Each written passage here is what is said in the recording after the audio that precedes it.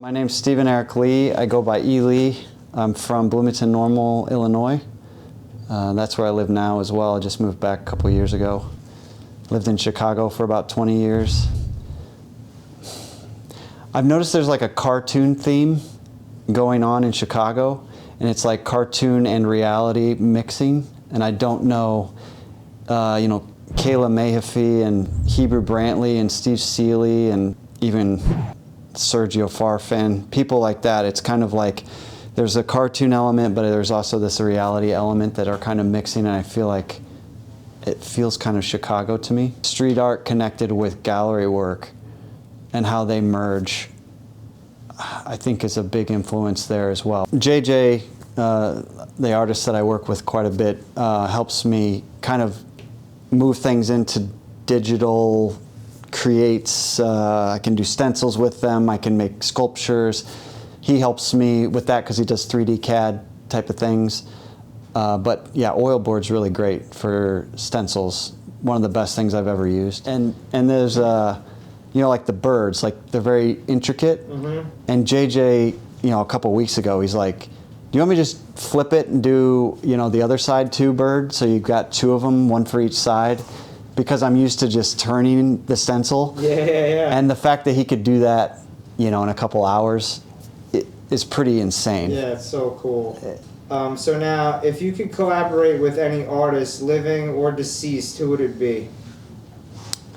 The first one that comes to mind is Martin Watson, because I've had so many ideas that I think, oh man, that would be amazing. For him to do. For him, it just, they work exactly together. Like the flowers, one of my favorite series is he did his thing over flowers on like an antique old canvas that he'd find in a thrift store. And I love those pieces, and I do flower pieces that come out of gold frames, and I was like, I could do a series of those, send it to him, and he could do them up. We could have a whole show of just flowers. That would be so cool. And stuff like that, I'm like, it'd be amazing. And like the coin pieces, mm-hmm. He could just do the background and I could put coins in front. I just see things like that would be very easy with him. As far as collaborations, just people that I really admire, Invader, for some reason, has always been like, I freaking love Invader's work. Akash Nahalani is a New York artist. It's very pared down. It's a flat thing that looks three-dimensional. It's just about shape and color. That's about it. And it's supposed to be fooling your eye that there's dimension there. Shepard Fairey would always be cool. Top of my list. Yeah, no kidding. Number one on my list. Robots. Yeah, it'd be great to do robots, put some coins in front of some robot stuff. That would be real. I'm trying to put all these things from art history that really have connected with me. Like Rothko had these Seagram's paintings where they're like this deep red, and when I look at the stairs, that's what I feel like. They're very visceral to see that much red packed into that space. And the shape canvases are like Ellsworth Kelly. He just does a shape and a color, and I don't know.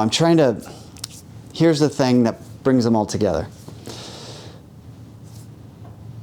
There's an artist that I just saw a clip from. His name's Richard Serra, and he did, he was a sculptor, and he did these undulating kind of metal walls that you walk through and around and in, because he'd make them circular too.